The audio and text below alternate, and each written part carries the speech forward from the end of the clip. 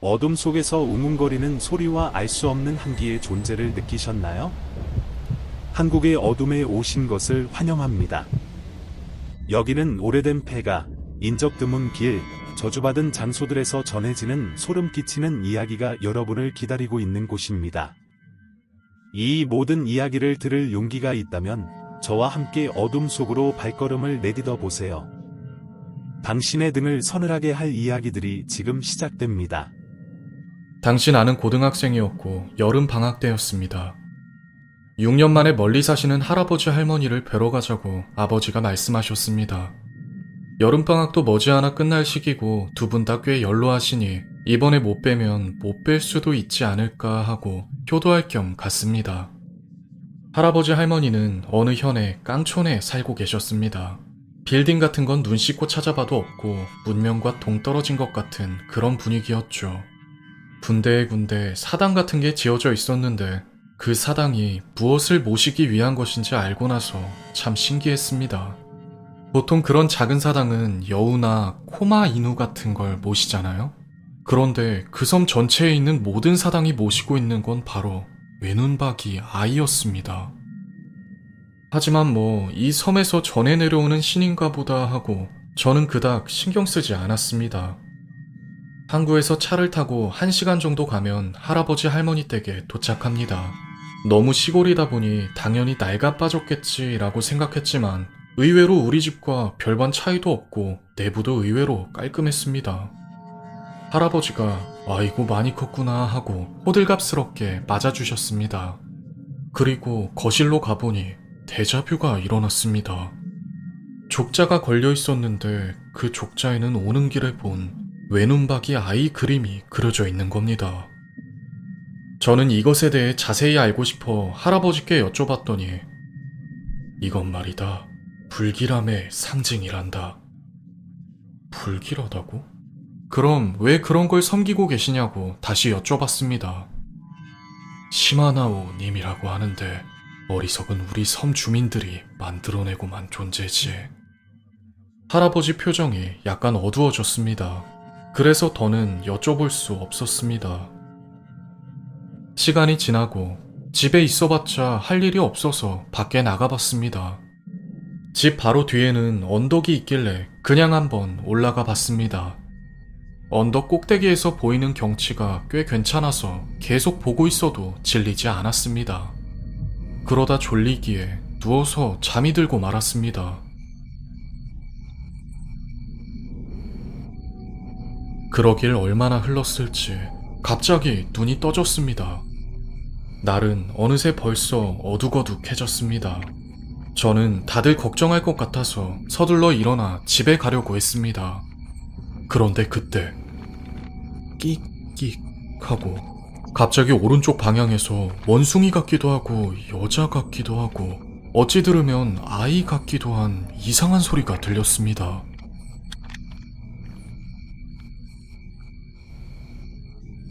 저는 갑작스러워 움찔하긴 했지만 동네 애들이 노는 거라고 생각했습니다. 그렇게 언덕을 내려가려고 할 때 뒤에서 다시 소리가 났습니다. 끽끽. 아이였습니다. 뭐라고 하는지는 분명하지 않았습니다. 4~5살쯤 되어 보이는 아이가 저를 보며 멀뚱히 서 있었습니다.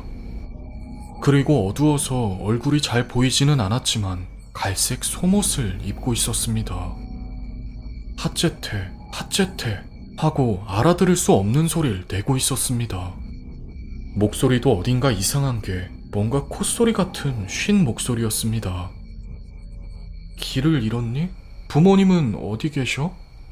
이 어두운 산속에 아이가 있다는 게 어딘가 부자연스러운 일이었지만 무서운 마음보단 아이가 걱정되는 마음이 컸던 건지 일단 아이를 데리고 데려가야겠다는 생각이 들었습니다. 그리고 아이는 걱정스러운 눈을 하고 있는 저를 잠시 빤히 바라보는 듯 하더니 어둠 속이라 잘은 보이지 않지만 어렴풋이 양쪽 입꼬리가 슬며시 올라가면서 제게 그 작은 손을 내밀었습니다. 뭔가 줄 것 같은 몸짓이기에 아무 생각 없이 저도 손을 내밀었습니다. 그 아이는 제 손에 무언가를 떨구더니 슥 하고 사라졌습니다. 정말 말 그대로 사라졌습니다. 저는 순간 눈을 번쩍 뜨며 놀랐지만 이내 정신을 차리고 집에 돌아갔습니다. 막상 그런 일을 겪어보니 놀라긴 했지만 여타 글에서 읽던 것처럼 기절할 정도는 아니었습니다. 그냥 귀신이나 요괴 같은 느낌보단 산속에 사는 어린아이 같았습니다.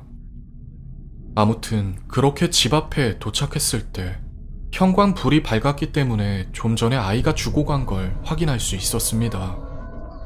목걸이였습니다. 지저분한 끈에 고리 형태의 미끈거리는 게 달려 있었습니다. 전 이걸 어쩔까 하다가 지저분하기도 해서 쓰레기통에 버렸습니다. 그리고 할아버지나 아버지께 좀 전에 있었던 일을 말하려다가 관뒀습니다. 말해도 믿어주지도 않으실 것 같았고 고등학교 시절에 저는 말수가 그렇게 많은 편도 아니었거든요. 그리고 밤이 깊어서 잠자리에 들었습니다.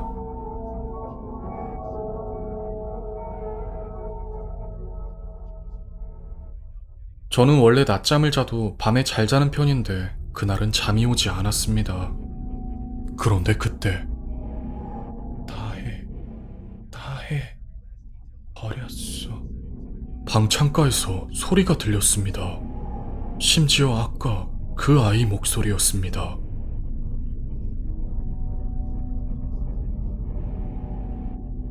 잠에 들려고 몽롱해지던 정신이 순간 번쩍 들었습니다. 그리고 갑자기 무서워서 이불을 뒤집어 썼습니다. 어두운 산속에서 아이를 봤을 때도 그런 기분은 들지 않았는데 왠지 들려선 안 될 장소에서 들려선 안 될 목소리가 들리니 그런 말도 안 되는 무서움이 물밀듯이 밀려오는 것 같았죠. 그리고 설상가상 작게 들리던 아이 목소리는 점점 제게 다가오는 것 같았습니다. 이러다간 정말 졸도할 것 같다고 생각한 순간 갑자기 누군가가 제 다리를 밟았습니다. 저는 악하고 비명을 지르며 이불을 걷어차고 일어났죠. 어스름하게 들어오는 달빛에 실루엣과 얼굴이 비쳤습니다. 토끼의 입에 코가 없었고 커다란 눈이 하나 있었습니다. 머리카락은 숱이 거의 없다시피 했고 머리 위에 살짝 얹어진 느낌이었습니다. 사당에서 봤던 시마나오님의 얼굴. 저는 여기서 죽는 게 아닌가 싶을 정도로 크게 동요하고 있었습니다. 그리고 그때 시마나오님이 제 손을 꽉 잡아 쥐었습니다. 그리고 갑자기 사라졌습니다. 시마나오님이 사라짐과 거의 동시에 바로 옆에서 주무시던 부모님과 할아버지 할머니가 달려오셨습니다.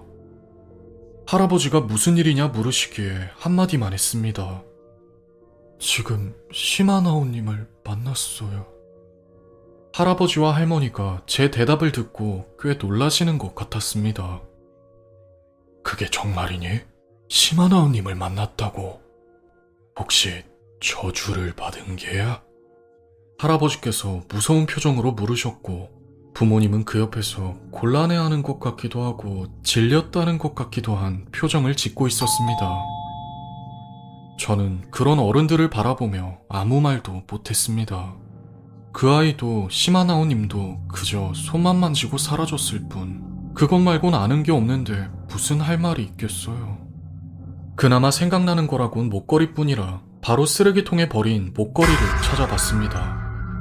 하지만 쓰레기통을 뒤집고 내용물을 탈탈 털어봐도 목걸이는 어디에서도 보이지 않았습니다.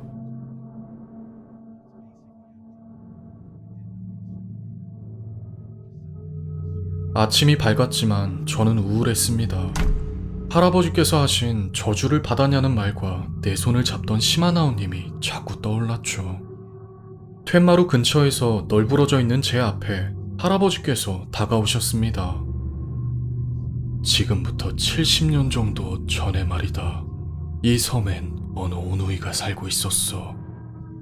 전 할아버지가 갑자기 무슨 이야기를 하시는지 가만히 듣고 있었습니다.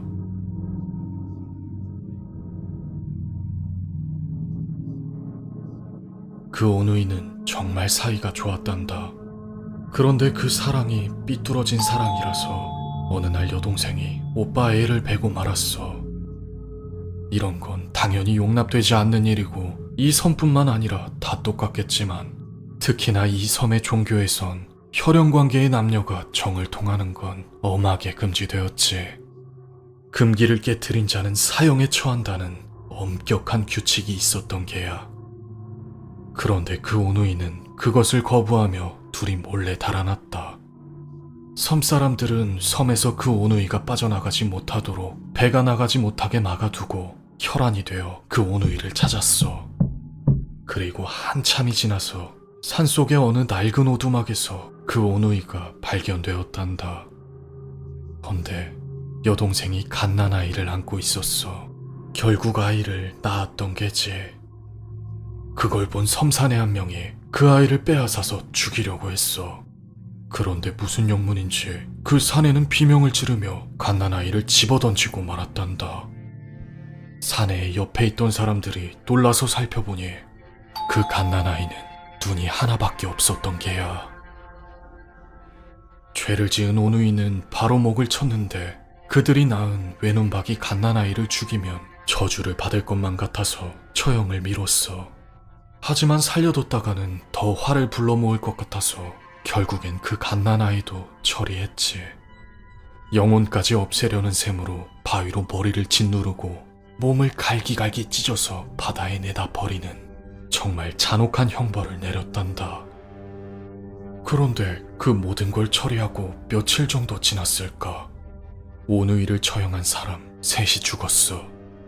그리고 갓난아이를 처리한 사람과 오누이를 찾는 데 협력한 섬사람 30명이 연달아 죽어나갔단다. 섬사람들은 외눈박이 아이가 이 사람들을 죽였다고 생각했지. 그리고 매년 한 명씩 태어난 지 얼마 안 되는 아이가 열병으로 세상을 떠났어. 상황이 그렇게까지 커지니 섬사람들 모두 외눈박이 갓난아이가 저주를 내린 거라 생각하며 온 마을에 그 아이를 모시는 사당을 세운 게야.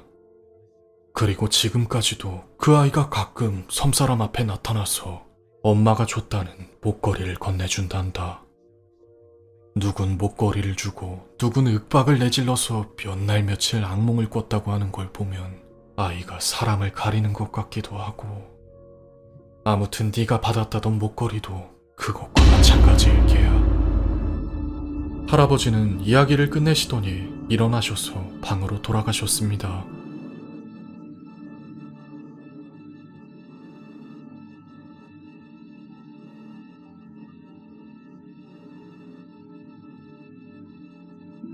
한편으론 잔인하고 소름 끼치는 이야기였지만 저는 그 이야기를 다 듣고 나니 너무도 슬펐습니다. 그 아이에겐 대체 무슨 죄가 있다고. 그 후로 8년이 지났지만 아직도 할아버지 할머니는 정정하십니다. 제게 그 일이 있고 나서 두 분도 산에 갔다가 목걸이를 받았다고 하시더라고요. 두 분이 산에 올랐다가 시간을 잘못 맞춰서 늦게 내려올 때였는데 달빛에 어렴풋이 입만 보이는 해맑게 웃는 웬 어린아이가 자그마한 손을 내밀어 목걸이를 건넸다고. 어둠이 다시 고요해지며 오늘의 이야기는 여기서 끝이 납니다. 여러분은 이 이야기에 대해 어떻게 생각하시나요? 여러분의 생각과 추측을 댓글로 남겨주세요.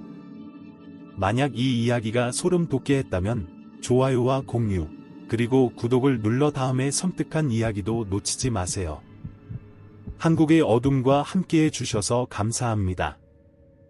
그럼 다음 어둠 속 이야기에서 다시 만나요.